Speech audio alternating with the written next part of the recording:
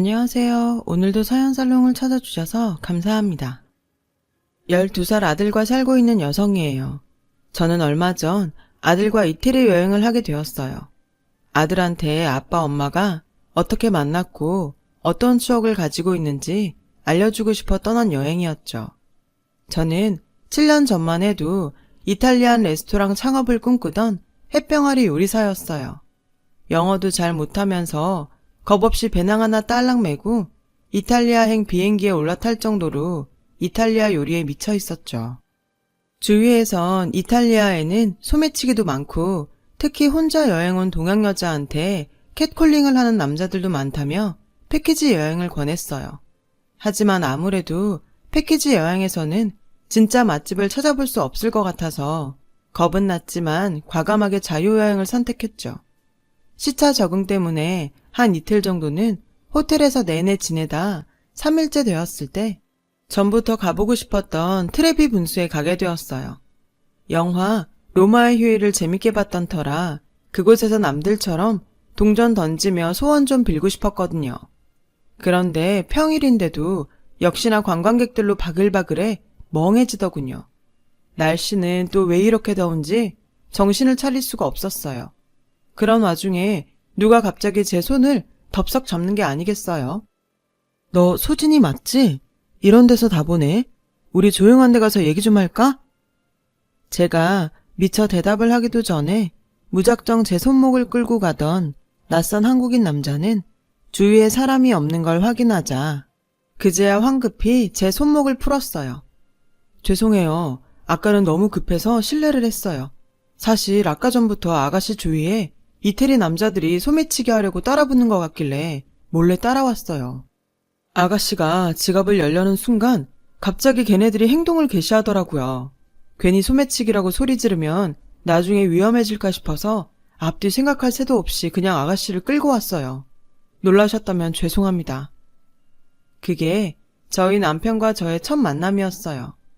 남편의 젠틀한 외모와 행동을 보고 첫눈에 반했던 저는 감사 인사로 식사를 대접하겠다고 제안했어요. 그리고 남편과 몇 시간 동안 식사를 하면서 서로 대화가 참 잘 통한다는 것도 알게 되었죠. 남편은 개인전을 준비하던 화가로 영감을 받으러 이태리 여행을 온 거였죠. 저도 레스토랑 때문에 아이디어를 얻을 겸 맛집 투어 중이라는 말에 서로 창의적인 일을 한다며 비슷하다고 누가 먼저랄 새도 없이 웃었어요. 그러다 지금 먹고 있는 음식 맛은 어떠냐고 물었더니 글쎄, 사실 저는 웬만한 음식은 맛있다는 생각을 못해요. 저희 어머니께서 음식을 잘 하시거든요. 어머니 음식이 제일 맛있어서인지 유명 맛집에 가도 만족스럽지 않더라고요. 예상 외의 답변이었어요. 그 전까지는 이 남자와 결혼까지 잘해볼까 혼자 쓸데없는 상상까지 했는데 자기 엄마 음식이 가장 맛있다는 말에 마마보이라는 의심이 들며 순식간에 마음이 식어버렸죠. 명색이 저도 셰프인데 결혼하면 얼마나 주방에서 음식 가지고 싸움 나겠어요. 안 봐도 비디오죠. 그래서 이 식사가 그와의 마지막이라고 생각하곤 전화번호 교환도 하지 않은 채 헤어졌어요. 그런데 이상하게 관광지에서 우연히 계속 마주치는 거예요. 미술관과 기념품 가게 등 여러 곳에서요. 그렇게 우리는 같이 밥을 먹게 되었고 미술관에서는 해박한 그의 미술사 강의를 들으며 그에게 다시 빠져들었어요. 그리고 한국에 돌아와서는 그의 오피스텔에서 동거를 하며 결혼까지 약속하게 되었어요. 그러다 결혼 전 시어머니께서 하시는 백반집에 남편과 함께 인사차 가게 되었어요. 솔직히 허름한 외관만 보고 무시했는데 밖에서 줄을 서서 먹을 정도로 유명한 맛집이더라고요. 가격도 좀 있는 편이었는데 끊임없이 사람들이 밀려들더라고요. 저희는 남편이 미리 시어머니한테 말씀드리고 온 덕에 기다리지 않고 조용한 룸에서 먹을 수 있었어요. 어머님이 오시기 전에 밑반찬부터 먹어봤어요. 분명 평범한 나물과 김치인데도 어쩜 그렇게 맛있던지 솔직히 너무 놀랐어요. 남편 입맛이 높아질만 하더라고요. 그 후 메인 요리를 먹고 있는데 갑자기 문을 열고 시어머니께서 들어오셨어요. 성큼성큼 다가와 남편 옆에 앉으셨죠. 우리 아들 아침 안 굶길 수 있지? 난 그거 하나면 된다. 요새 젊은 여자들 출근하기 바쁘다고 남편을 빵쭈가리로 때우게 한다던데. 나는 눈에 흙이 들어가도 절대 그 꼴 못 본다. 그거 못 지킬 거면 미리 얘기해라. 내가 수시로 가서 반찬 갖다 놓을 테니. 저는 다짜고짜 아침밥 타령하는 시어머니 말씀에 말문이 턱 막혔지만 시어머니께서 아침밥 핑계로 수시로 집에 올까봐 얼른 그런 건 걱정 말라며 안심시켰어요. 하지만 그 후로 이어진 시어머니의 밥사랑은 지독했어요. 아침을 안 먹으면 힘이 안 난다는 둥, 밀가루 음식은 절대 먹이지 말라는 둥, 저를 며느리로 들이는 건지 도우미로 취직시킨 건지 모르겠더라고요. 결국 어머님 식당을 나와서 남편과 한바탕 결혼을 물은 해 만에 싸웠지만 이미 제 뱃속엔 아이가 자라고 있었기 때문에 애써 불안을 감추고 얼른 식을 올릴 수밖에 없었어요. 남편한테는 어머니가 절대 저희 집에 연락 없이 못 오시게 하기로 약속을 받았어요. 그렇게 아이를 낳고 육아하랴 요리 공부하랴 정신이 없던 와중에 세상이 무너진 듯한 일이 벌어지고 말았죠. 퇴근하기 전 매일 전화하던 남편이 10시가 지나도 전화를 않는 거예요. 이상하다 싶어 계속 전화를 하던 와중에 낯선 번호로 전화가 왔어요. 이민우 씨 보호자 되십니까? 여기는 땡땡 병원인데요. 이민우 씨가 뺑소니 사고로 지금 병원에 있습니다. 저는 정신없이 병원으로 달려갔고 남편이 수술을 받는 동안 간절히 기도했지만 하늘은 제 기도를 들어주지 않았어요. 남편은 그렇게 거짓말처럼 제 곁을 떠나갔습니다. 아무것도 모르는 어린 아들은 친정에 맡기고 피눈물 흘리며 남편의 장례식을 치렀는데 갑자기 시어머니께서 네가 내 아들을 잡아먹었구나 라며 제 머리채를 잡으시더군요. 그래서 그럼 어머니도 자식 잡아먹은 분이시네요 라며 어머니께 한 소리 했죠. 놀란 조문객들이 달려들어 어머님과 저를 떼어놓으려고 안간힘을 썼어요. 하지만 당시 저는 아들 잡아먹은 년이라는 시어머니의 말에 눈이 돌아 아무것도 보이지 않았어요. 그 후 병원에서 몇 달은 제 정신이 아닌 사람으로 지냈어요. 꿈에서는 그래도 남편을 만날 수 있기에 저는 계속해서 잠만 자려고 했고 끔찍한 현실을 외면하려 했죠. 눈을 뜨면 남편이 없다는 사실에 짐승처럼 울부짖으며 병실이 떠나가라 고래고래 소리를 질렀어요. 몇 번이나 손목을 그으려고도 했고요. 네 아들 생각해야지. 엄마가 돼가지고 언제까지 그렇게 누워있을래? 너 엄마야. 그러다 친정 엄마가 건네준 아들 사진에 정신을 차렸어요.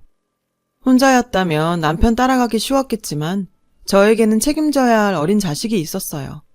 그래서 정신 차리고 엄마가 싸온 죽과 도시락을 먹기 시작했는데 너무 맛있는 거예요. 저희 엄마는 요리를 잘 못하는데 말이죠. 이상한 마음에 엄마를 추궁했더니 이거 너희 시어머니께서 싸우신 거야. 너 병원에 있는 동안 매일같이 밖에서 서성이다 돌아가셨어. 네가 드디어 정신 차렸다는 말에 너한테 얘기하지 말고 내가 한 걸로 해서 먹이라고 하시더라. 그 말에 저는 먹던 음식을 바닥에 쏟아붓고 난리를 피웠어요. 엄마, 난 그 여자랑 끝이야. 우리 민건이 얼굴도 안 보여줄 거고 나한테 아들 잡아먹은 년이라는 말을 한 순간부터 그 여자는 더 이상 내게 뭐도 아닌 거라고. 그렇게 저는 시어머니와 인연을 끊고 레스토랑 창업에만 매달리며 바쁜 시간을 보냈어요. 인테리어 하나하나 신경을 쓰고 메인 셰프 섭외까지 완벽하게 끝냈죠. 남편의 사망보험금으로 차린 레스토랑이기에 저는 꼭 성공해서 아들을 행복하게 해주고 싶었어요. 하지만 입지도 좋고 가격도 나쁘지 않은 곳이었는데 이상하게 8개월이 지나도록 손님이 거의 없는 거예요. 오픈한 몇 달 동안은 손님이 있었는데 갈수록 손님이 줄어들더군요. 그러다 빚이 생기기 시작했고 종업원과 셰프 월급까지 밀릴 지경이었어요. 대체 뭐가 문제인지 알 수가 없더라고요. 그러던 어느 날 몸이 아파 매니저한테 늦게 출근한다고 말하며 쉬고 있는데 사장님, 얼른 한번 와보셔야겠는데요. 한할머니가 계속 음식이 맛없다며 난리를 피고 계세요. 라며 전화를 했더라고요. 또 무슨 일이야 하며 아픈 머리를 감싸고 레스토랑에 도착하니 진상 고객은 다름 아닌 시어머니였어요. 아휴, 이렇게 짜기만 하고 건더기는 없으니 사람들이 오나. 겉만 이렇게 번지르르하게 꾸며놓으면 뭐해? 음식점이 맛이 있어야지. 재료만 비싼 거 쓰면 뭐해? 시어머니는 마치 자기가 주인이라도 되는 듯 주방까지 들어가 잔소리를 늘어놓고 있더라고요. 어머니, 대체 지금 뭐 하시는 거예요? 아들 잡아먹은 년이라고 제 가게 망치시려고 이러시는 거예요? 민우 씨 죽은 게 제 탓인가요? 왜 며느리 직장까지 와서 행패세요? 남편 이름이 나오자 시어머니는 잠깐 움찔하더니 이내 다시 기세등등하게 아니, 이런 쓰레기 음식을 대체 누구 보고 먹으라고 하는 거니? 요리의 기본도 안 됐으니 레스토랑에 손님이 이렇게 없지. 어머니는 오히려 제게 큰 소리치며 그나마 있던 손님 한 명까지 나가게 만들더군요. 저는 너무 화가 나고 억울해 곧바로 경찰서에 신고했어요. 어머니는 자기가 못 올 것 같냐며 소리를 지르시다 영업방해로 신고를 당하고 경찰차까지 오자 포기한 채 레스토랑을 나가시더군요. 가뜩이나 레스토랑 때문에 머리 아파 죽겠는데 영 끊고 살던 시어머니까지 망하라고 고사를 지내니 정말 미칠 것 같았어요. 그렇게 복잡한 마음을 안고 살던 중 저는 어쩔 수 없이 또 시어머니를 만나게 되었어요. 아들이 아파서 레스토랑에 출근도 못한 채 돌보고 있었는데 계속 할머니가 해준 음식이 먹고 싶다고 징징대는 거예요. 그래서 친정엄마한테 전화를 드려 아이한테 뭘 줬냐고 물어봤어요. 사실 그 음식 내가 아니라 너희 시어머니가 주신 거야. 너도 알다시피 민건이가 아빠 닮아 입이 좀 짧니? 내가 그렇다고 요리를 잘하는 것도 아니고 말이다. 민건이는 한식을 좋아하는데 넌 한식은 잘 못하잖아. 어쩜 죽은 지 아빠 입맛까지 닮았는지. 라는 충격적인 얘기를 하시지 뭐예요. 저는 친정엄마한테 폭풍 잔소리를 늘어놓고 유명 반찬 가게에서 아들 민건이가 좋아할 만한 반찬을 사다 먹였어요. 하지만 민건이는 시어머니 반찬에 이미 길들여져서 맛이 없다며 제 속을 뒤집어 놓았어요. 밥을 잘 먹어야 얼른 나을 텐데 말이죠. 결국 자식 이기는 부모 없다고 저는 시어머니께 자존심 버리고 음식을 부탁했는데 이 뻔뻔스런 여자가 저한테 거래를 하는 게 아니겠어요? 너희 그 주방장 말이다. 허세만 있지 요리 솜씨는 형편없더라. 내가 가서 좀 도와주고 싶은데 안 되겠냐? 어머니, 이태리까지 가서 몇 년 동안 요리 공부한 사람이랑 반찬 몇 가지 잘하는 어머님이랑 차원이 같은 줄 아세요? 아직 사람들이 정통 이태리 음식을 이해 못해서 손님이 없지만 조금 지나면 알게 될 거예요. 저는 단칼에 어머니 제안을 거절하고 전화를 끊었어요. 하지만 내내 어머님의 말씀이 마음에 걸리더군요. 적금까지 깨서 간신히 레스토랑을 운영 중이었거든요. 그래서 며칠 후 저는 메인 셰프를 설득해 어머님을 주방에 들여보내는 게 어떻겠냐고 조심스레 얘기했지만 자존심이 상했는지 뒤도 안 돌아보고 사표를 쓰더군요. 가뜩이나 운영 적자라 괜찮은 셰프 구하기도 힘든데 말이죠. 저는 이대로 그냥 레스토랑을 접어야 하나 고민했어요. 그러던 중 어느 날 갑자기 시어머니께서 말도 없이 주방에 나와 몇 날 며칠 뭘 만드시더니 제게 뚝딱 음식 하나를 내미는 게 아니겠어요? 처음 보는 비주얼에 말문이 막혔죠. 이태리 음식이 뭔지는 내 모르겠다만 어쨌든 한국인 입맛에 맞아야 이태리 음식이든 뭐든 사람들이 먹지 않겠냐?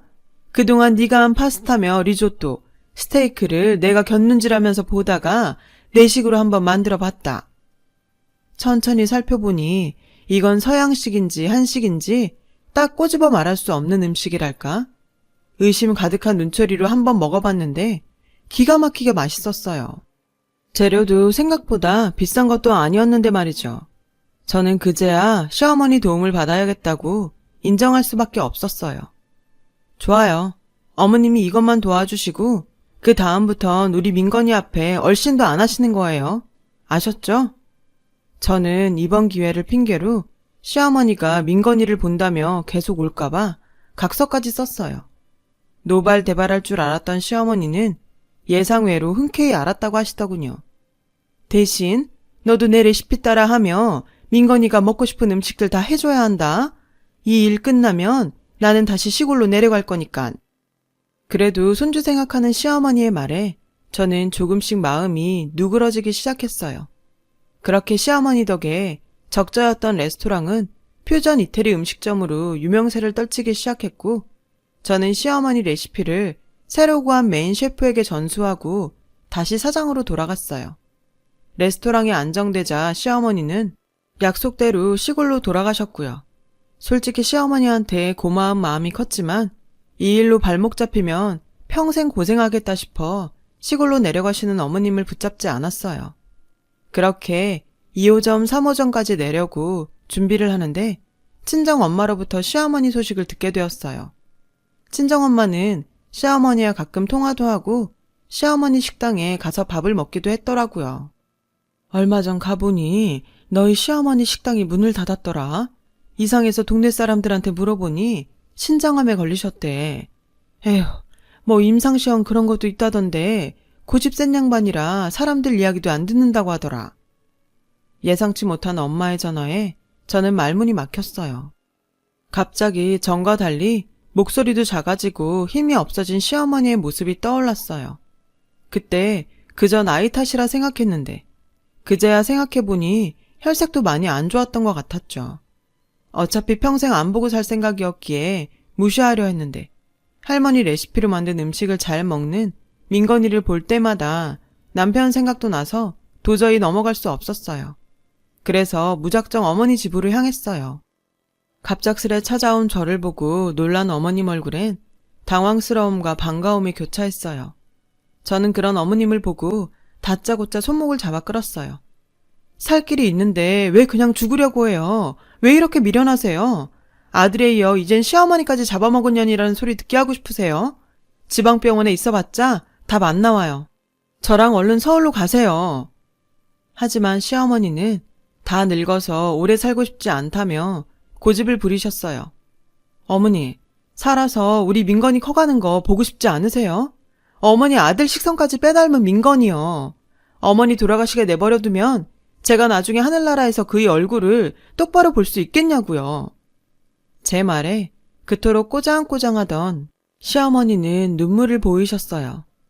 내가 그때 너한테 모진말한 거 정말 미안하다. 그래서 내가 벌을 받나 싶었어. 그래서 죽기 전에 뭐라도 하나 해주고 가고 싶었다. 라며 속마음을 이야기하더군요. 그렇게 저랑 시어머니는 그동안의 앙금과 오해를 풀고 함께 서울로 올라와 유명 대학병원에 있는 교수님께 임상시험을 받기로 했어요.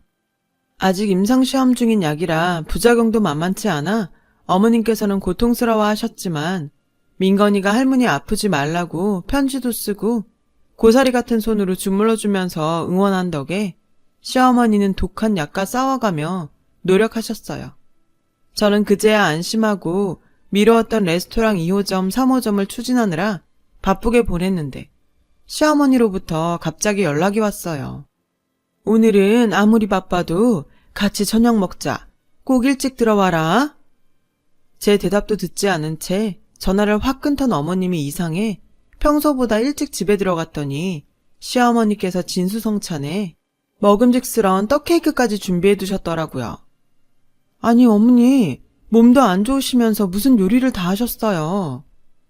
너는 아무리 바빠도 내 생일도 모르냐?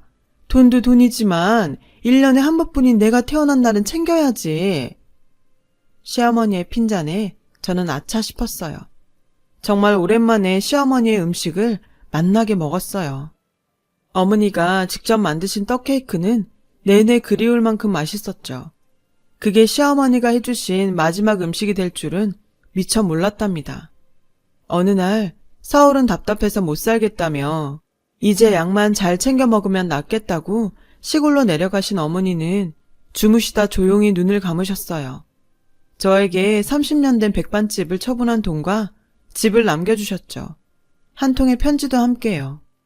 너한테 마지막으로 음식을 해주고 갈 수 있어 다행이다. 생각해보니 그동안은 우리 아들 손주 위해서만 음식을 했지 널 위해서는 제대로 된 음식 한번 못 해줬더라. 죽기 전에 너한테 따뜻한 밥 해주고 같이 먹을 수 있어 행복했다. 나 먼저 하늘나라에서 우리 민우 만나고 있을 테니 너는 민건이랑 오래오래 행복하게 살다가 나중에 오렴.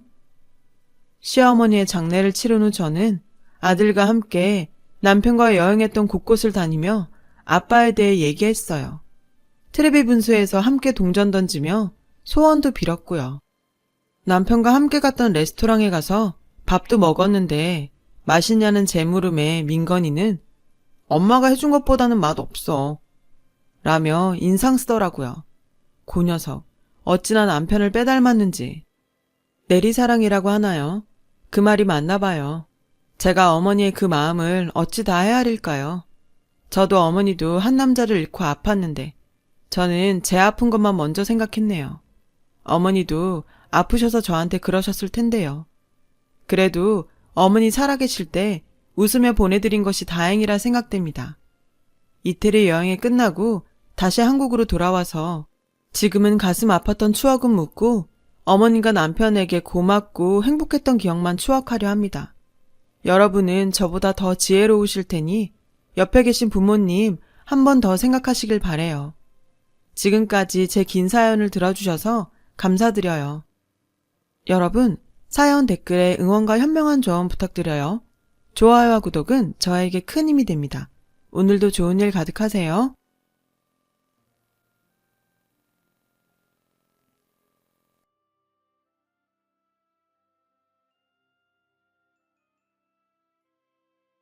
안녕하세요. 오늘도 사연살롱을 찾아주셔서 감사합니다.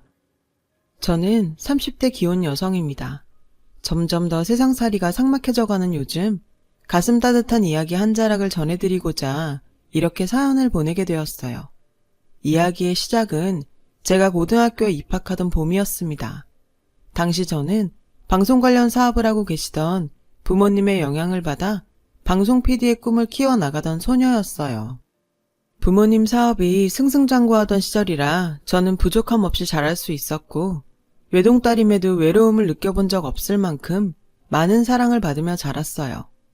그러던 어느 날이었어요. 운동장에서 체육 수업을 하고 있는데 담임선생님께서 경황이 없는 얼굴로 달려오셨죠. 조퇴증 끊어왔으니까 들어가서 가방 챙겨 얼른. 마음 단단히 먹어야 돼. 담임선생님 말에 따라 저는 학교를 나섰고 그 뒤로는 기억이 잘 나지 않습니다. 기억이 잘려나간 필름처럼 드문드문 떠오를 뿐이거든요. 또렷하지 않지만 학교를 나선 저는 경찰 아저씨와 시신 안치소로 갔어요. 그리고 그곳에서 신원 확인을 위해 부모님의 시신을 확인하다가 기절을 하고 말았죠. 다음 기억은 장례식장에서 상주로서 누군지도 모르는 손님들의 조문을 받았던 모습이고요. 부모님을 납골당해 모신 기억도 나요. 교통사고라고 했어요. 지방 촬영 현장에 출장을 다녀오시던 부모님이 만취 상태로 역주행을 하던 차량과 충돌했다고 들었습니다. 그렇게 부모님은 마지막 인사 한마디 남기지 못하신 채 세상을 떠나셨어요. 갑작스레 부모님을 잃은 저는 한동안 친척집을 전전해야 했어요. 제 부모님 재산을 서로 차지하려 싸우는 모습들도 그저 지켜봐야만 했죠. 돈은 귀신같이 찾아서 빼가더니 정작 저를 데려다 키우려는 사람은 없더군요. 친가 쪽 사정들이 다들 좋지 않아서 다들 한 푼이라도 더 차지하려고 혈안이 되었더랬죠. 형제의 죽음에는 아랑곳 않고 말이죠. 내 새끼도 대출받아 대학 보내는 판에 돈이 썩어나서 쟤를 데려다 키워? 안 키울 거면 유산은 뱉어내시던가요. 저는 여기저기 떠넘겨지다 결국 인연을 끊고 지냈던 큰고모 집에 맡겨졌어요. 저를 본 큰고모의 첫마디는 이랬습니다. 남의 집이다 생각하면서 얌전히 지내. 족하고 나발이고 난 그런 거 모른다. 쥐 죽은 듯 없는 사람처럼 살아. 그게 우리한테 보답하는 길이다. 큰고모 내외가 어색하고 불편했던 저는 차라리 보육시설에 들어가길 원했어요. 타인에게 폐를 끼치며 살면 안 된다는 부모님의 가르침 탓이었죠. 하지만 현실을 알고는 포기하게 됐어요. 고등학생을 받아주겠다는 보육시설은 대한민국 어디에도 없었거든요. 결국 저는 자포자기하는 심정으로 큰고모 집에서 살 수밖에 없었어요. 그 외에는 방법이 없었으니까요. 부모님이 남겨주신 유산은 친가 쪽 사람들이 달려들어 모조리 뜯어갔고 큰고모 내외는 저를 맡아주는 조건으로 부모님이 운영했던 방송 관련 사업에 경영권을 승계하게 됐다고 들었어요. 지금 생각해보면 사실상 제일 큰 돈을 받은 거였죠. 그렇게 챙기고 저를 데려갔으면 적어도 보살펴주기는 해야 했지만 그분들에게는 처음부터 그럴 생각 자체가 없었어요. 큰 고모 내외가 저에게 붙여준 호칭은 부모 없는 것이었어요. 호칭마저 이러니 대접은 오죽했겠어요. 그 시절 저는 없는 존재 취급을 받으면서 살아야 했어요. 그럼에도 꿋꿋하게 이겨냈어요. 꼭 원하는 대학에 합격해서 지옥 같은 집에서 벗어나고 성공한 방송 PD가 되어서 보란듯이 복수를 하리라. 이를 바득바득 갈며 공부했거든요. 그 결과 남들이 다 부러워하는 대학교 신문방송학과에 합격할 수 있었습니다. 그것도 4년 전액 장학금을 받으면서요. 저는 큰 고모 내외에게 용돈 한 푼 받지 않고도 학교 생활을 할 수 있었어요. 자취방 월세를 포함한 모든 생활비는 과외와 알바로 해결했고 그러는 와중에도 꿈을 향해 달려나아갔죠. 힘겨운 생활이었지만 제 힘으로 살아갈 수 있었기에 뿌듯한 시간이었어요. 대학교 1학년 때는 태어나 처음으로 남자친구도 사귀게 되었어요. 동아리에서 만난 동급생이었죠. 행동 하나하나에 사랑을 받고 자란 티가 나는 남자였어요. 그 남자의 구김살 없는 모습에 저는 첫눈에 반해 제가 먼저 대시를 했고 그렇게 우리는 사귀게 되었어요. 남자친구는 힘겨운 제 인생의 유일한 오아시스였어요. 하지만 행복한 시간은 거기까지였어요. 남자친구가 군대에 가게 되었거든요. 저는 울어서 팅팅 부은 눈으로 남자친구를 훈련소에 들여보냈어요. 그리고 서울로 오면서 직감했죠. 이 남자와 오래도록 함께하게 될 것 같다고요. 그리고 그날부터 남자친구가 제대하는 그날을 손꼽아 기다리게 되었어요. 시간은 흘러 저는 대학을 졸업했어요. 그즈음 큰고모 내외가 운영해오던 부모님 사업이 부도가 났다는 소식을 들었죠. 고모부는 산더미 같은 빚을 감당할 수 없었던 나머지 도박에 손을 대버렸더라고요.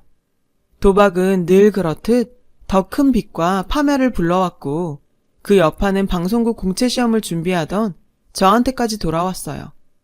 가증스러운 낯짝으로 나타난 큰고모 내외는 저에게 처음으로 가족이라는 이름을 붙여주며 빚을 함께 갚아줄 것을 요구했어요. 처음엔 당연히 거절을 했죠.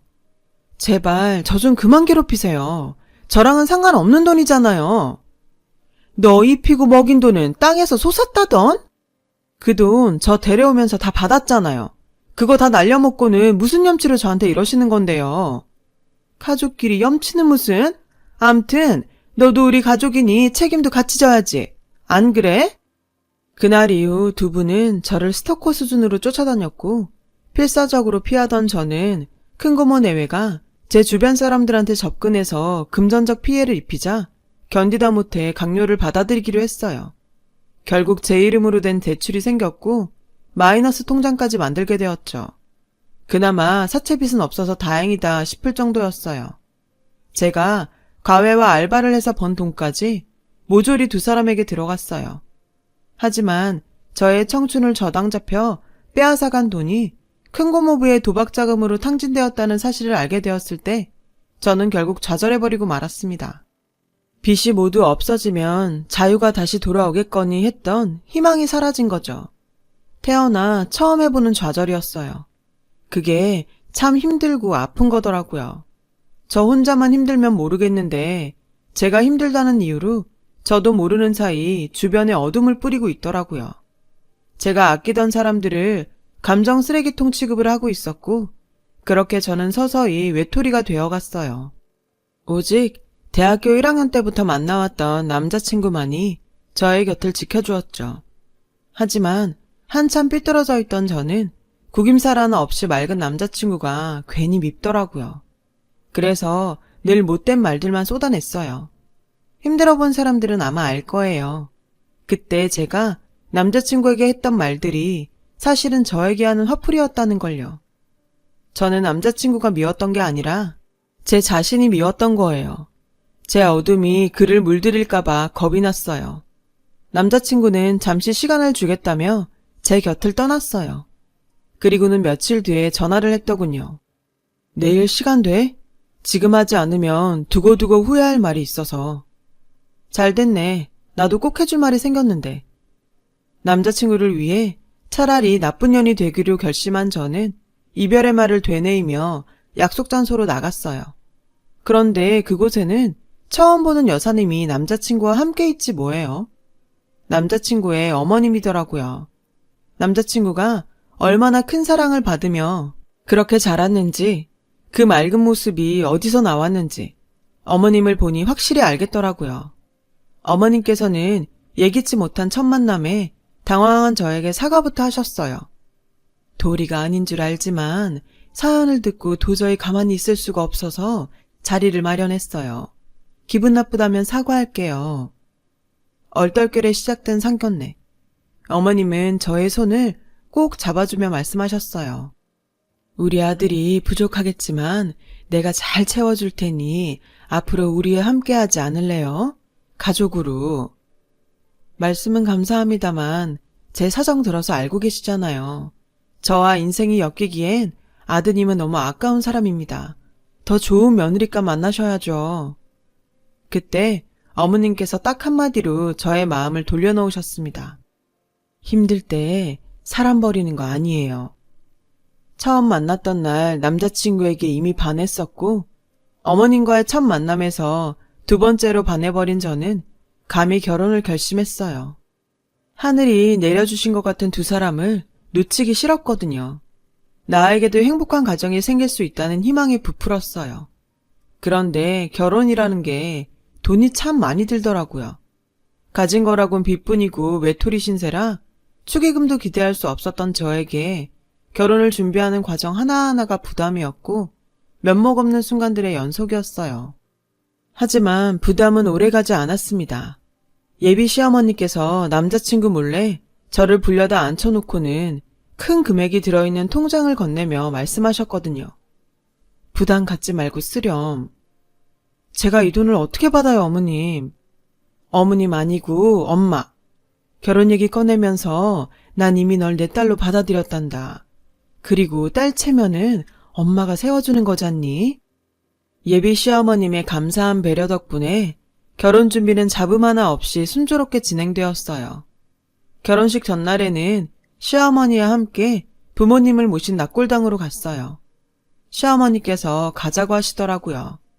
시어머니께서는 부모님의 영전 앞에 커다란 국화꽃 한 다발을 올려놓고는 어른끼리 할 얘기가 있으시다며 제게 자리를 피해달라고 하셨어요. 어머님 말씀에 자리를 피하기는 했지만 무슨 이야기인지 너무 궁금하더라고요. 그래서 뒤쪽에 몰래 서 있었습니다. 그리고 들었죠. 시어머니께서 제 친부모님께 하시는 약속의 말을요. 저도 한낱 사람인지라 친부모처럼 대해주겠다는 약속까지는 못 드려요. 하지만 제가 두 분을 뵙게 되는 날 사돈내외 앞에 부끄러움 없도록 잘하겠습니다. 시어머니의 말에 목이 메어왔어요. 그날 저는 시어머니를 꼭 껴안고는 아이처럼 엉엉 울었어요. 부모님이 돌아가셨던 날보다 더 많이요. 그렇게 저는 누구보다 행복하고 성대한 결혼식을 올릴 수 있었어요. 시어머니께서는 아무리 엄마 해도 시모는 시모라면서 신혼집에 되도록 방문하지 않으려고 하셨어요. 그래도 상관없었어요. 제가 매일같이 엄마를 찾아뵈었거든요. 엄마 품에서 시간을 보내고 싶어서요. 하루 종일 엄마랑 시시콜콜 수다를 떨며 저를 집어삼켰던 어두운 그림자를 조금씩 지워나갔어요. 덕분에 용기를 낸 저는 지난날 저로 인해 상처를 받았던 주변 사람들을 찾아가 사과를 했어요.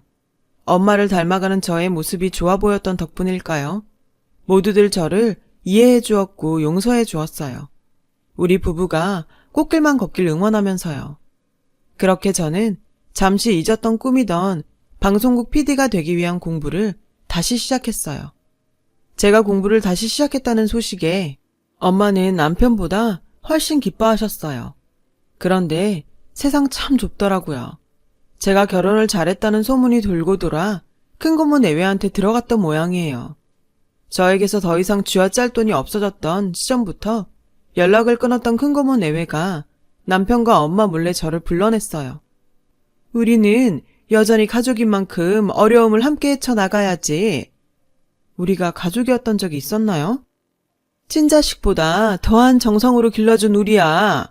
결혼 지참금 한 푼 없다는 게 말이 돼? 제가 아직도 애 같으신가 보죠? 조카 팔아 장사하려는 거 모를까 봐요? 당연히 거절했어요. 저에게 큰 고모 내외는 저의 사춘기와 청춘을 갉아먹은 원수, 그 이상도 그 이하도 아니었으니까요. 돈이 사람을 나쁘게 만드는 걸까요? 아니면 나쁜 사람들이기에 돈에 목숨을 거는 걸까요? 저의 완강한 거절에도 불구하고 큰 고모 내외는 또 돈 욕심을 버리지 않았어요. 사채업자들에게 배운 기술을 저에게 써먹기라도 하려는 건지 절 따라다니며 협박과 강요를 해댔어요. 그럼에도 저는 남편과 엄마에게 그 사실을 털어놓을 수가 없었어요. 지금까지 받은 은혜만으로도 너무 감사한데 저 때문에 사랑 같지도 않은 흉악한 것들과 엮이게 하고 싶지 않았으니까요. 엄마가 제게 보여준 모습처럼 엄마의 딸답게 힘든 상황을 이겨내고 싶었어요.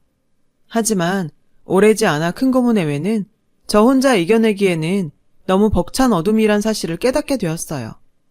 저의 인간관계를 회박놓고 학원에까지 쫓아와 행패를 부리는 것도 모자라 방송국 공채시험장 앞까지 찾아와 행패를 부렸거든요. 당연히 시험은 떨어졌어요. 둘에게 붙들려 시험장에 들어가지도 못했으니까요. 매일같이 경찰에 신고하고 아무리 고소장을 써봤자 며칠 잠깐 조용해질 뿐이었어요. 그렇게 저는 하루하루 초췌해져만 갔어요. 그리고 어쩌면 제가 참 바보 같았는지도 모르겠네요. 살을 맞대고 사는 부부간에 친부모보다 더한 사랑을 나누는 고부간에 제 힘든 모습과 속내가 감춰질 리가 없잖아요. 남편과 엄마는 모든 사실을 알면서도 저를 기다려주고 있었더라고요. 제가 먼저 속을 터주기를 말이죠. 그래서 제 자존심이 상하지 않게 사태를 해결할 수 있게 되기를 바라면서요. 그런 가족의 마음을 눈치채지 못한 사이 큰고모 내외의 마수가 남편과 엄마한테 뻗쳤어요. 남편이 경영하는 사업체에 자신들과 자식들을 임원으로 넣어달라느니 엄마의 유산을 미리 땡겨서 저에게 넘기라느니 하면서요. 그 유산 미리 땡겨받으면 자기들이 뺏어가리라는 것은 너무너무 뻔한데 말이죠. 심지어 사채업자들이 남편과 엄마에게 들락거리게 만들더군요. 뒤늦게 사실을 알게 된 저는 너무도 죄송한 마음에 이혼을 결심했습니다. 모든 걸 제가 떠안고 떠나야 남편과 엄마를 큰 고모 내외한테서 떨어뜨릴 수 있으니까요. 답답한 행동인 건 알지만 부모 없이 지금껏 겨우 버텨온 제가 그 당시에 떠올릴 수 있었던 방법은 많지 않았어요. 그때 저는 아직 약했고 이혼은 제 딴엔 최선의 용기였거든요. 하지만 저에게는 엄마가 있었죠. 엄마는 저를 놓지 않으셨어요. 이혼을 결심한 제가 마지막 기대를 걸고 큰 고모 내외를 회유하기 위해 만든 자리에 남편과 함께 찾아오셨더라고요. 남편과 엄마의 모습을 본 큰 고모는 제 얼굴에 음식을 부으면서 차마 글로 옮길 수도 없는 욕설들을 퍼부었어요. 엄마 아빠 없는 것이 어디 차리구분 못하고 가족 일에 왜 간 사람을 앉혀? 그때 무언가가 휙 날아들어 큰 고모 내외의 낯짝을 강타했어요. 엄마가 던져버린 서류 뭉치였죠. 제가 상황을 파악하기 무섭게 엄마의 굳은 목소리가 들려왔어요. 늘 기품 있고 자애롭던 엄마가 처음으로 격분한 모습은 심장이 짜릿할 정도로 매서웠어요. 당신들이 지금까지 내 며느리한테 무슨 짓을 저질렀는지 법정에서 한번 떠들어 볼까? 단언컨대 난 우리나라에서 제일 비싸고 제일 승률 높은 로펌에 의뢰할 거예요. 당신들이 저지른 만행들을 제대로 벌받을 수 있게 할 거라고요. 인간으로 태어났으면 인간구실을 해야지. 어떻게 짐승만도 못하게 살아. 하물며 피 한 방울 안 섞인 남한테도 그렇게는 안 할 거야. 가지고 가서 읽어봐. 앞으로 법정에서 다투게 될 일들이니까. 그리고 명심해. 난 선처 같은 건 안 해. 특히나 당신들 같은 짐승들한테는. 엄마가 던진 서류 뭉치는 제 대학 동기들의 진술서였어요. 제가 그동안 얼마나 저 두 인간들에게 고통받고 착취당하며 살았는지가 고스란히 적힌 기록들이었죠. 큰고모 내외는 잠시 눈치를 살피더니 서류를 집어 읽어내려갔어요. 그 모습을 보며 엄마가 그러셨어요.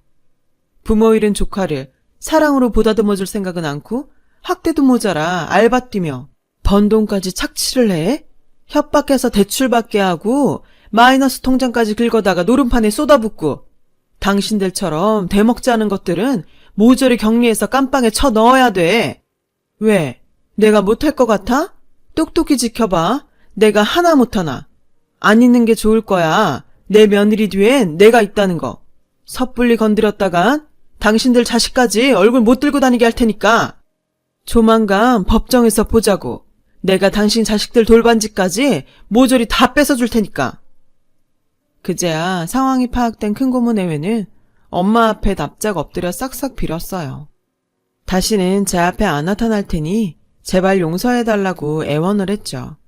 하지만 엄마는 눈썹 하나 까딱 안 하곤 자신의 바지가랑이를 잡고 비는 큰고모 내외를 걷어차고 나가셨어요. 저 역시 남편과 함께 식당을 나섰어요. 안에서 큰고모와 고모부가 서로 탓을 하며 싸우는 소리가 밖에까지 들렸어요. 집으로 가는 차 안에서 엄마는 저를 혼내셨어요. 엄마가 뭐라 그랬니? 어려울 때 사람 버리는 거 아니라고 했지? 우릴 그런 사람으로 만들 작정이었어? 엄마랑 남편 뒀다 뭐하니? 엄마가 널 그렇게 가르쳤니? 그 꾸지람을 듣는 내내 얼마나 가슴이 벅찼는지 몰라요. 부모님을 그리워하며 살았던 저는 어쩌면 사랑 가득한 꾸지람마저 그리웠던 건지도 모르겠어요. 엄마는 저의 그런 아픔까지 모두 헤아리고 있었던 것 같았어요. 엄마는 앞으로는 무슨 일이 있어도 혼자 해결할 생각 말고 엄마나 남편한테 도움을 청하라고 하셨어요. 자식이 저런 것들한테 당하는데 손 놓고 있을 부모가 어딨냐면서요. 그리고는 울먹이는 저를 안아주셨어요. 그날 엄마 품이 세상 무엇보다 포근하고 따뜻했어요. 결국 엄마는 로펌에 소송 의뢰를 했어요. 그동안 큰고모 내외가 저에게 돈을 뜯어간 것과 제 주변 사람들을 볼모로 협박했던 일, 그리고 무엇보다 제 부모님 회사를 멋대로 뺏어가 부도를 낸 것까지 모조리 걸었어요. 엄마가 그러더라고요. 솔직히 큰고모 내외한테 돈을 받아낼 생각은 전혀 없다고요. 그럴 능력도 없는 사람들인 거 안다고요. 목적은 형을 살면서 반성하게 하는 거였죠. 교도소 안에서 자신들이 저지른 죄값을 톡톡히 받으며 저한테 저지른 잘못들을 매 순간 뼈저리게 떠올리며 고통받으라고요. 그러면서 엄마가 꼭 그렇게 되도록 할 거라고 하셨어요. 내 딸을 괴롭힌 인간들에겐 자비는 없다면서요. 아무도 저한테 함부로 할 수 없도록 엄마가 이빨을 세우며 싸워주겠다고요. 그러니 주눅들지 말고 어깨 펴라고요. 1년 가까이 진행되던 재판의 결과가 나왔어요. 당연히 저는 승소를 했죠. 결국 큰고모와 큰고모부는 징역살이를 하게 되었어요. 엄마가 선임한 대형 로펌 변호사가 꽤 일을 잘했더라고요. 드디어 저는 긴 시간 저를 괴롭혀왔던 거머리 같은 인간들을 떼어낼 수 있었어요. 용감한 나의 엄마 덕분이었죠. 그날 우리 가족은 축배를 들었어요. 얼마 뒤 저는 방송국 프로듀서가 되기 위한 공채 시험 준비도 다시 시작했어요. 엄마는 늦가기 수험생이 된 딸을 지극정성으로 뒷바라지 해주셨죠. 마침내 저는 합격 통보를 받았습니다. 비록 메이저 방송국은 아니지만 그래도 간절히 원하던 방송 PD가 된 거죠. 합격 통보를 받은 그날 엄마는 처음으로 제 앞에서 눈물을 흘리셨어요. 제가 너무 기특하고 자랑스럽다면서요. 이게 벌써 5년 전 이야기네요. 현재 저는 육아휴직 중이에요. 다음 달이면 첫 아이가 태어나거든요. 엄마는 벌써부터 손주를 안아볼 생각으로 들떠 계세요. 아이를 낳으면 엄마가 봐줄 테니 걱정 말라시면서요. 저는 아무래도 전생에 나라를 수십 개는 구한 모양이에요. 그러지 않고서는 어떻게 이런 엄마를 만날 수 있겠어요. 오늘도 저는 엄마의 사랑을 듬뿍 받으며 태교를 하고 있어요. 우리 엄마처럼 멋지고 아름다운 딸을 낳기를 기도하면서요. 엄마, 다음 생에는 제가 엄마의 엄마로 태어나고 싶어요. 저에게 주시는 사랑보다 더 큰 사랑을 드리고 싶어요. 정말 고맙고 사랑합니다. 제 긴 사연을 들어주셔서 감사합니다. 들어주신 모든 분들의 가족들도 항상 안녕하시길 바랍니다. 여러분, 사연 댓글에 응원과 현명한 조언 부탁드려요.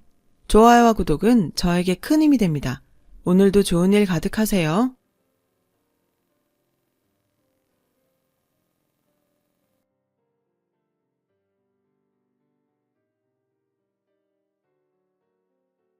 안녕하세요. 오늘도 사연 살롱을 찾아주셔서 감사합니다.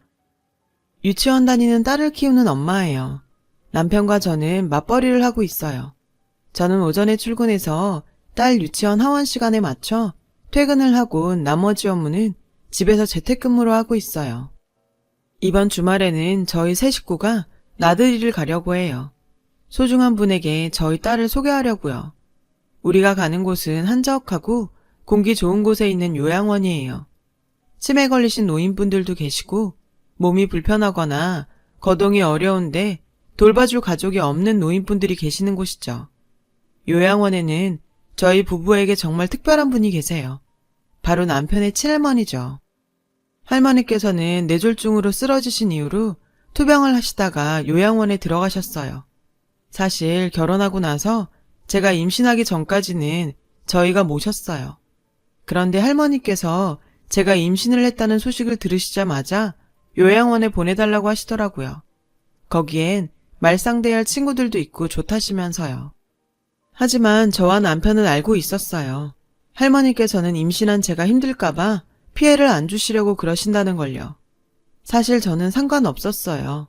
할머니는 우리 부부한테 누구보다 소중한 분이니까요. 그래서 할머니랑 떨어져서는 못 산다고 가지 마시라고 했지만 할머니는 끝내 고집을 피우셨어요. 자꾸 붙잡으면 밤에 몰래 나가버린다고 협박까지 하시면서요. 결국 남편과 상의한 끝에 우린 할머니를 요양원에 모셨어요. 할머니를 요양원에 모신 뒤 저와 남편은 자주 할머니를 찾아뵈었어요. 하지만 제가 출산한 뒤에는 둘이 같이 간 적이 없어요. 한 명이 가면 나머지 한 명이 남아 딸아이를 돌봐야 했으니까요. 그래도 이제 딸이 유치원생이 되었기 때문에 드디어 딸을 할머니께 데리고 가기로 한 것이죠. 사진으로만 손녀를 보셨던 할머니는 딸을 데려간다고 하자 기뻐하셨어요. 죽기 전에 손녀 얼굴은 보고 죽어야지 라고 하시면서요. 사실 요즘 할머니의 몸 상태가 좋지 않으시거든요. 남들은 신혼시절부터 할머님을 모시고 살았으면 힘들었겠다고 하는데 전혀 그렇지 않았어요. 말씀드렸다시피 저희 부부에게는 아주 소중한 분이시거든요. 저는 대학교에 들어간 첫 해에 남편과 만났어요. 당시 1학년으로 동아리에 가입하고 처음으로 동아리 환영회에 갔는데 그때 말년 병장이던 남편을 처음 만났어요. 저보다 나이는 많아도 학년은 같았어요. 입학하고 1학기도 마치지 않은 채 바로 자원 입대를 했기 때문이죠. 처음 만났을 때만 해도 남편은 휴가가 끝나면 복귀를 해야 하는 상황이었어요. 저도 1학년이라 정신이 없었고요. 우리가 다시 만나게 된 건 반년이 조금 안 돼 남편이 제대하고 난 직후였어요. 동아리에서 단체로 노인복지센터로 봉사활동을 갔을 때였죠. 봉사활동이 끝나고 저녁이 되니 복지센터로 어르신들의 자녀분들이 하나 둘씩 와서 부모님을 모셔갔어요. 그렇게 모두 돌아가시고 센터에는 한 분만 남으셨어요.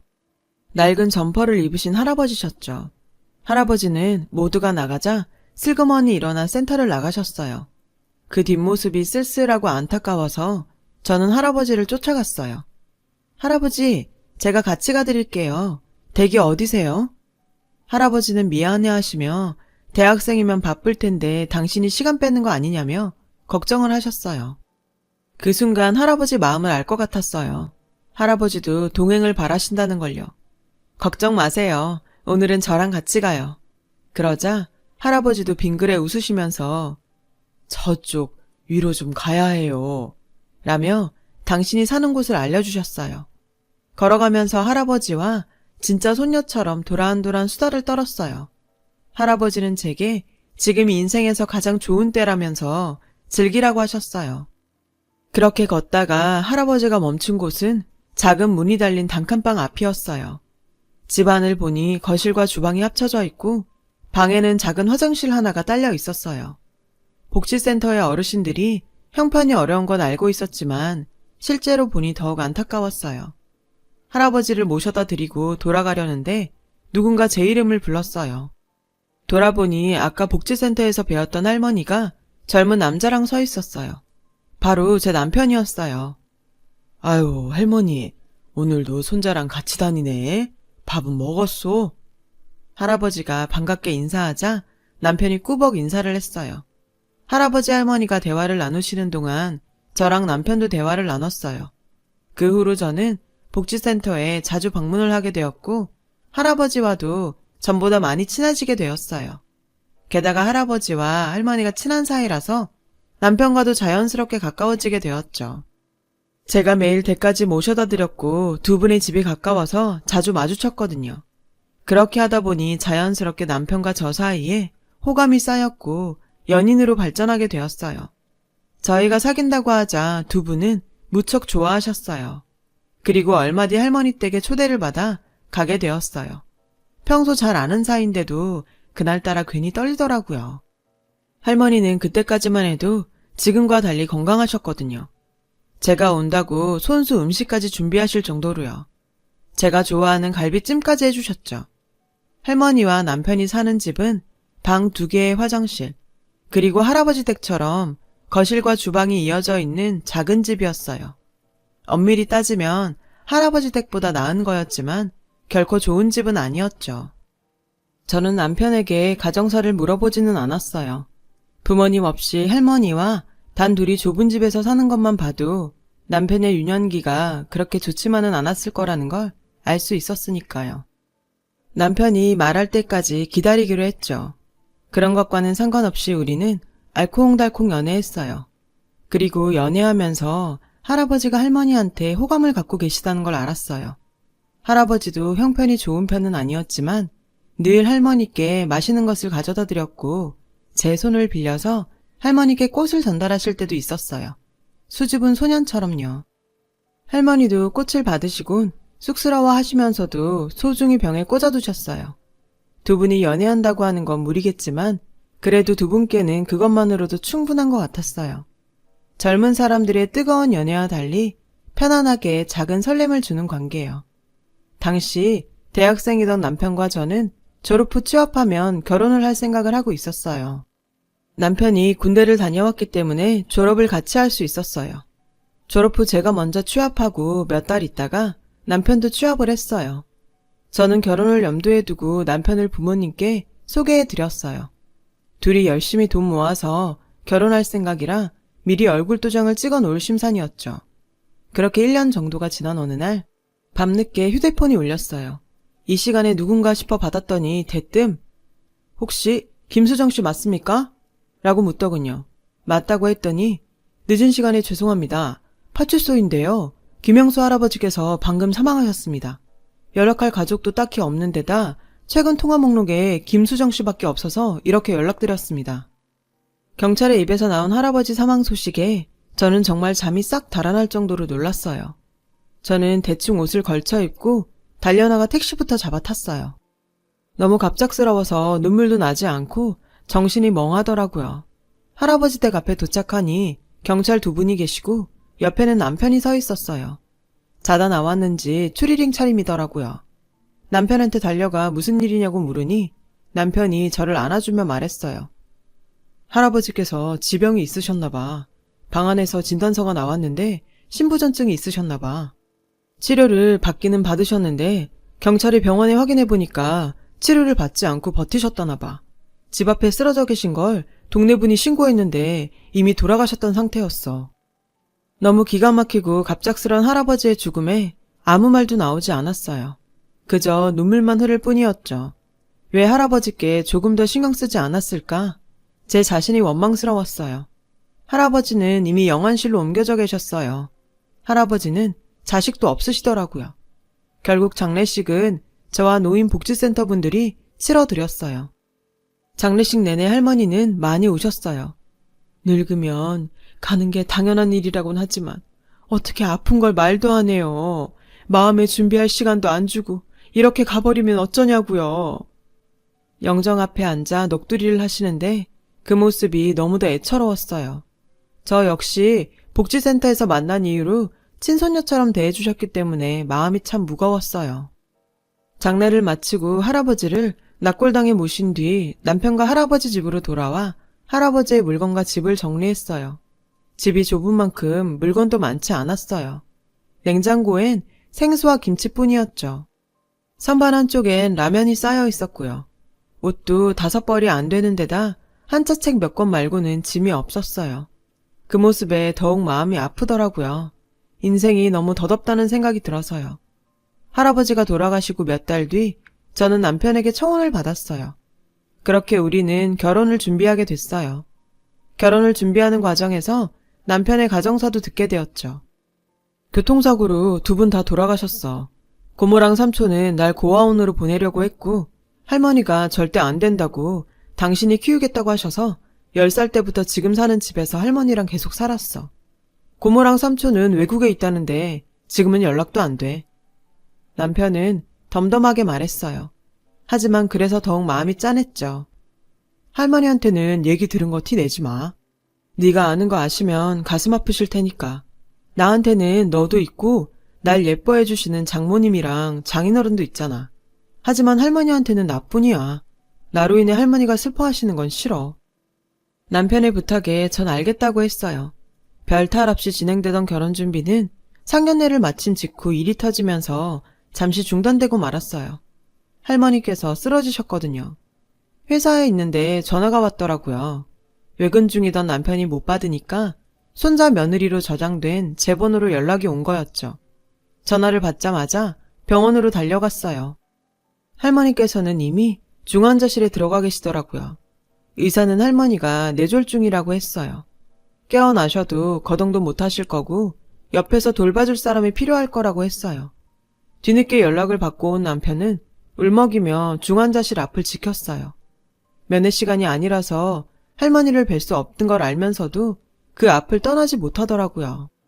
남편에게는 유일한 가족이었으니까요. 저는 의사 선생님한테 들은 상황을 남편에게 전해주었어요. 다행히 남편은 꽤 탄탄한 회사에 다니고 있어서 병원비 걱정은 없었어요. 간병비나 치료비, 역시 보험도 있고 국가지원금도 받을 수 있고요. 문제는 우리 결혼이었어요. 할머니가 쓰러지시자 주위에서는 다들 제 결혼을 말렸거든요. 특히 가까운 친구들이요. 안 그래도 할머니한테 애착이 강한 사람인데 간병인한테 맡기자고 하겠니? 분명히 결혼하면 너한테 할머니 수발 다 시킬 거다. 처음에는 자기도 돕겠다 그러면서 같이 간병하자고 그러겠지. 근데 분명히 한 달도 안 돼서 너 보고 회사 그만두고 할머니 봐달라 그럴걸? 남편들이 하나같이 다 그런다니까. 그니까 일찌감치 이 결혼 때려치워. 다들 저를 생각해서 하는 말이라서 그냥 뿌리칠 수만은 없었어요. 실제로 저 같은 상황에서 아픈 어르신을 모시게 되었을 때 타격을 입는 건 늘 여자 쪽이니까요. 저희 부모님도 결혼을 미루는 게 어떻겠냐고 하실 정도였어요. 나쁜 의도가 아니라 저를 생각해서였죠. 하지만 저는 결혼을 미루거나 취소할 생각이 전혀 없었어요. 할머니도 그렇지만 이렇게 힘들 때 남편 혼자 내버려 둘 수가 없었거든요. 그래서 필요하다면 회사를 그만둘 생각도 있다고 남편에게 말했어요. 남편은 미안하다며 눈물을 흘렸어요. 할머니께서는 제 얘기를 들으시고는 당신이 얼른 죽어야 하는데 저희들한테 짐을 지어서 미안하다고 우셨어요. 그 모습을 보니 괜히 화가 나더라고요. 아픈 게 죄는 아니잖아요. 할머니, 그게 무슨 말씀이세요? 만약에 할머니 손자가 아프다면 할머님 병원에 두고 간병인한테 맡기시겠어요? 우린 가족이잖아요. 가족인데 뭐가 미안해요. 어차피 할머니께서 안 아프셨어도 저희는 할머니랑 같이 살 생각이었어요. 달라질 건 아무것도 없어요. 그러니까 치료 열심히 받으시고 얼른 자리 털고 일어나실 생각만 하세요. 할머니 없으면 그이도 저도 못 사니까요. 아셨죠, 할머니? 제가 할머니 예쁜 한복 골라놓을 테니까 결혼식 때 멋진 모습으로 자리 지켜주셔야 돼요. 꼭이요. 말은 이렇게 했지만 사실 걱정이 없는 건 아니었어요. 평소 같으면야 남편 벌이로 할머니 병원비 못 대겠어요. 하지만 결혼을 앞둔 터라 타격이 클 수밖에 없었어요. 일단 웨딩드레스를 비롯해 신혼집 살림살이까지 다시 알아보기로 했어요. 조금 더 저렴한 것들로 해야 했거든요. 결혼식 날짜도 뒤로 미루기로 했고요. 그러던 어느 날 전화가 왔어요. 할머니께서 다니시던 노인복지센터 직원분이셨어요. 복지센터에 할머니랑 친하신 분들이 계셔서 그쪽으로 청첩장을 보냈는데 혹시 그것 때문이 아닌가 싶었죠. 그런데 그 얘기가 아니더라고요. 혹시 시간 되면 잠깐 센터로 와주실 수 있나요? 수정 씨를 만나고 싶다는 분이 있어서요. 저도 잘 모르겠는데 무슨 변호사래요. 살면서 법조인 근처에 가본 적도 없는데 대뜸 변호사가 날 찾아왔다고 하니까 죄 지은 사람처럼 덜컥 겁이 났어요. 저는 퇴근 뒤 약속 시간에 맞춰 센터로 향했어요. 센터로 들어가니 직원분이 반겨주시며 할머니의 안부를 물었어요. 많이 좋아지셨다고 말을 하곤 변호사라는 분이 어디 계시냐고 물었죠. 상담실에서 기다리고 있더군요. 저는 센터 직원을 따라 상담실로 들어갔어요. 그곳에는 빳빳한 정장을 입은 중년의 변호사가 저를 기다리고 있었죠. 저를 보고는 웃으며 인사를 하셨어요. 하지만 긴장한 저는 변호사 입에서 나올 말만 초조하게 기다리고 있었죠. 저는 자리에 앉자마자 저는 잘못한 게 없는데 왜 저를 찾아오셨냐고 물었어요. 집도 아니고 왜 센터로 찾아오셨냐고요. 그러자 변호사는 웃으며 그러더군요. 걱정하지 마세요. 나쁜 일 아닙니다. 오히려 반대예요. 수정 씨한테 좋은 소식 알려드리려고 온 겁니다. 곧 결혼하신다면서요. 저는 그렇다고 대답했어요. 제 대답을 들은 변호사는 서류를 몇 개 꺼내서 하나하나 펼치며 설명을 했어요. 저는 몇 달 전에 돌아가신 김영수 씨의 변호사입니다. 어르신께서 본인 소유의 재산과 아파트 한 채를 모두 수정 씨에게 남기셨습니다. 저는 기절할 듯이 놀랐어요. 단칸방에서 라면을 쌓아두고 사시던 할아버지가 이 정도의 재산을 가지고 있다는 것도 놀랍고 그걸 피 한 방울 섞이지 않은 저에게 남기셨다는 게 도저히 믿어지지가 않았거든요. 저는 뭔가 잘못된 것 같다고 말했어요. 제가 그걸 받을 이유가 없다고요. 많이 혼란스러우시죠?